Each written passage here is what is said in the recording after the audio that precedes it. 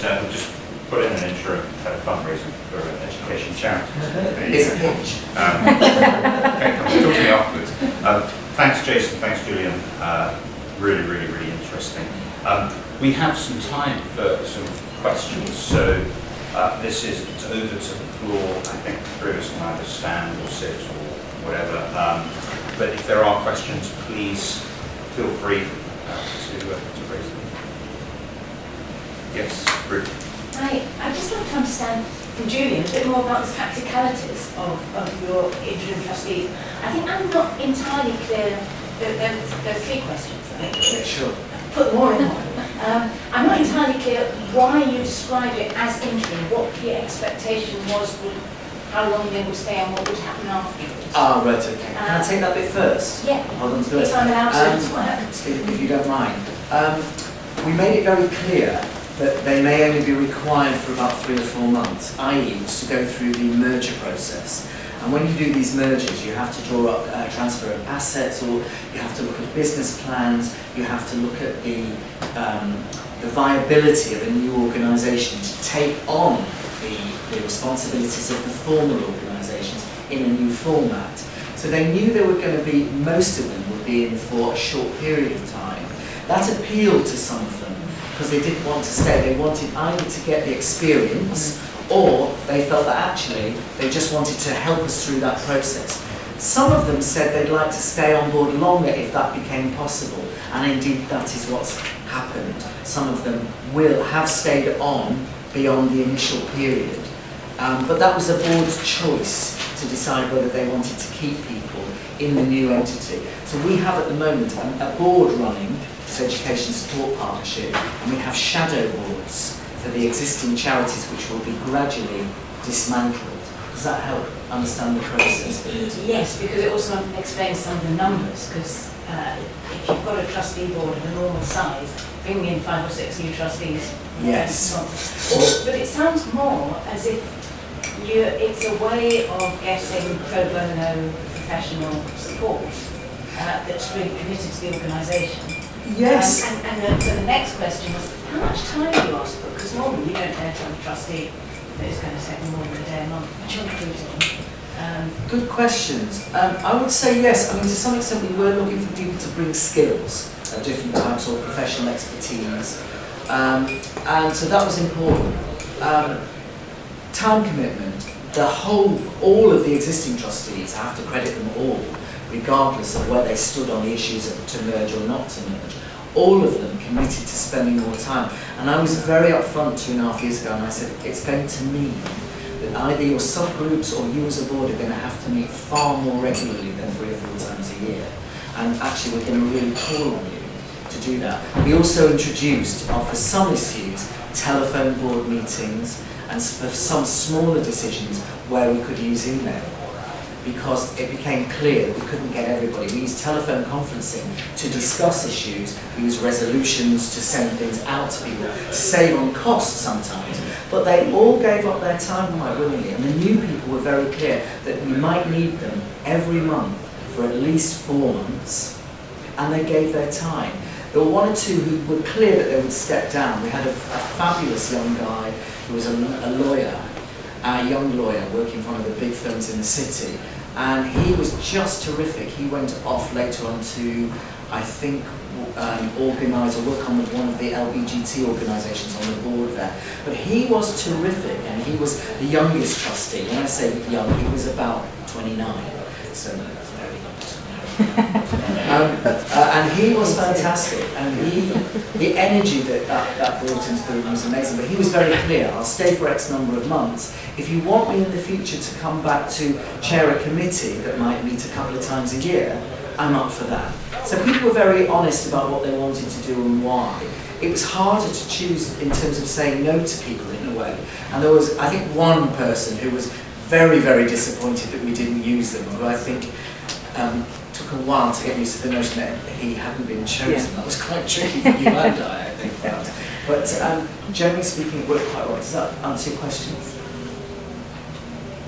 I think I might just interject myself, just to pick up on something that Julian said earlier, that each of the people that ultimately were appointed all commented on how much work all the TSN and Recourse existing trustees had done when they got a copy of the business case that was asking all the different questions and then had all the answers as to where the thinking had got. They all found it really refreshing. So Julian's right in that he did ask quite a lot of all these people up front, but it really paid off, because even though the trustees that came in, some of whom were very experienced, were really quite surprised but pleased that so much work had already been done. And obviously that was of a help to the less experienced trustees that were coming in as well. So it was very much a group effort. Yeah, indeed. I think that's the thing I'm probably most proud of, is that the team internally, I said we've got a real, we're asking a lot of these people. It's our job to make sure they've got the knowledge and the information and the answers and everything they ask us. We have to be prepared. And where we didn't know something, we would go away. We did a lot of work in trying to make sure that we didn't have meetings that were woolly, that we got better at agenda setting and thinking about what was required for a particular decision to be made. And I think that was a great deal, a tribute really to my colleagues, who would occasionally say to me, you know, oh, maybe you're going too fast, or you're going too slow, or you need to think of this, or you've forgotten something here. That's what I mean by team building, really, because I think it's given everybody an opportunity in the organisation to grow. We've just actually brought in some new people, and it's interesting to see how the culture is shifting yet again, because this new organisation has many more opportunities open to it, because we're rather freed from some of the constraints we had before by the governance model. The new governance model is just much more liberating, and time will tell whether it's the right governance model. You know, that'll be interesting over the next couple of years to see, but certainly there's much more clarity and less confusion. And as we go sort of live, it'll be interesting to see how the people that we serve respond to the new organisation, and whether they'll engage with it in the same way as they have done years gone by. And we're in surplus, so They're all coming now.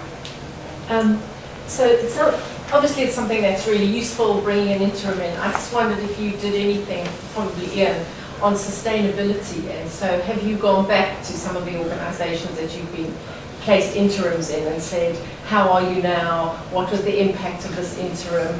Is there sustainability of what they did, or did they just come in and parachute in and, you know, get us from point A to point B and then move on? You know, there must be times when it hasn't been successful, and I don't want to go into that, but the sustainability question might answer some of that. Yeah, I mean, we've our business, the reason we've been around for 34 years is because we're a relationship business, and so we find with our clients, once you're a client, you become a friend and become a family, and we sort of work with you for years. So all the examples of organisations I gave earlier, we're still in touch with those organisations, we're still working, maybe not placing interims or search, but we have a relationship. We have a track record of when we've appointed an interim having external review. We haven't always done it, but pretty much we've done it for a long time. And we have an objective evaluation. What was the impact of that interim? I'm delighted to say that 9 times out of 10, the impact was exactly what the organisation wanted. You are right, there's the occasion where an interim hasn't worked out. There's also been an occasion where, particularly at the chief executive level, it's been too little too late. And so I do remember one organisation needed an interim chief executive, and they came down, they just dragged it and eventually came to us when there was nothing on the balance sheet, fundraising was completely, and actually there were 2 situations, and one we just managed to turn it around with an interim CEO, and the other it kind of hobbled on, but it was never a glory again. So yeah, we have long-term relationships. We do keep up with clients. We have external evaluation, and we try and maximise the case studies as well. Jason, do you want to speak to that point at all? I mean, I think it's a really good question, actually. The thing that immediately thought of was we did a marketing campaign where we I think we just put a little thing on our newsletter that goes out every Thursday to our talent pool, and we said, can you give us examples of both where, and this was in the thick of the recession, where you have just tangible examples of cost reduction, cost cutting, change, material. We want the numbers. Is it £3 million? And we had, it was just sort of, we had something like 380 responses, 190 responses, very tangible. And I remember at the time thinking, well, the proportion of people that actually answered and gave us, the result, we put it into a chart, and it added up to, literally billions of pounds of cost saving in our industry. Not necessarily placed by us at that time, but I thought that was quite something. And yes, then 5 years from now, through that restructure, how sustainable has that been? Has it been the right thing? This is interesting. Another little anecdote. I'm working with a really interesting social networking company, and we gave them 3 transformation directives, and they ranged significant range in price from the low end to much higher end, because they've never used one of these instruments before. And